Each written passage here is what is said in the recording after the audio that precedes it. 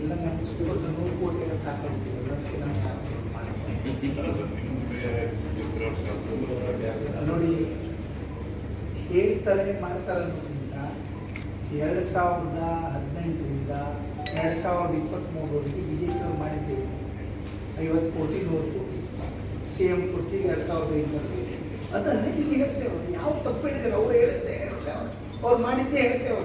ಅದು ಹಿಂಗೆ ಮಾಡಲಿ ಮತ್ತೆ ಮಾಡಿ ಹೊರಟರು ಅವರೇ ಹೇಳ್ತಿದ್ರು 2500 ಕೋಟಿ ಕೊಟ್ಟರೆ CM ಕುರ್ಚಿ ಕೊಡ್ತೇವೆ, 100 ಕೋಟಿ ಕೊಡ್ತೀನಿ, ಒಂದು MLA ಬಂದು